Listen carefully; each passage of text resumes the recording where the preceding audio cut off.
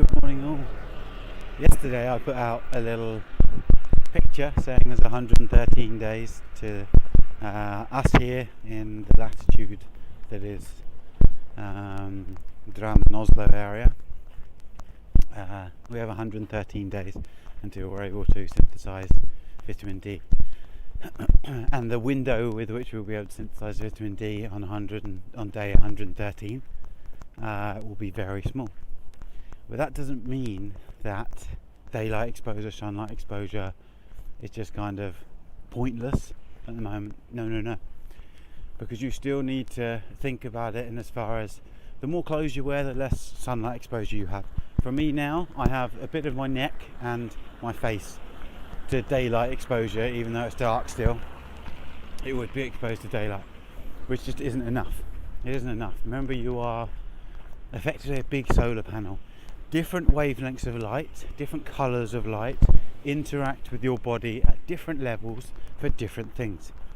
And when we subject ourselves to longer periods indoors, as we do in the winter, when we subject ourselves to wearing more clothing to keep warm, which is kind of smart,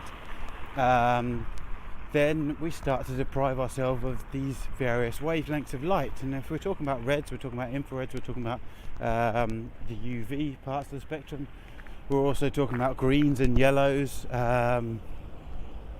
even blues, so and I've been poo-pooing blue light a lot, but it still has its healthy aspect, still has its beneficial side that needs to be respected.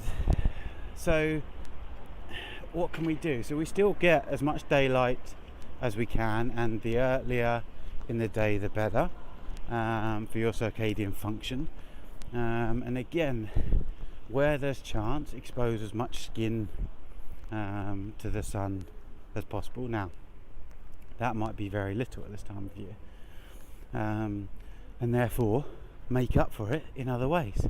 Now the great thing about it is we've had this for years, and as far as sunbeds have extracted one part of the wavelength, but that comes with certain side effects when you extract it from all others. But the extraction of red and infrared, and like with me specifically, I'm going to start selling lamps with green and yellows in for various things, like green for pain, yellow for skin health and pigmentation issues and stuff like that, skin rejuvenation, stuff like that. But most precisely at the moment, and most importantly at the moment, is your massive amount of clothing that you're wearing and the lack of daylight is also depriving you of red and infrareds. So your mitochondrial health right now is probably not as good as it could be. The fact we combine that with the increased stress levels of what's going on at the moment means your mitochondrial health is probably way lower than it should be, and maybe you're feeling lethargic, maybe you're feeling demotivated, etc. The great news is we can extract that and put it into lighting, red and infrared lights, which will improve mitochondrial function, have been shown to be beneficial for anxiety and depression, and other mood issues, pain, performance, recovery.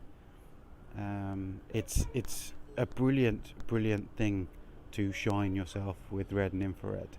And the amazing thing about it is you can even in winter, when you're putting on more clothes and you're spending more time in inside, and you're depriving yourself of the sun's red and infrared, you can get yourself a panel and shine your body with red and infrared, improve mitochondrial function, improve general health, improve vitality. And the brilliant thing about it, unlike other things that have been extracted, red and infrared doesn't have a side effect. So you can get all the benefits without any side effects.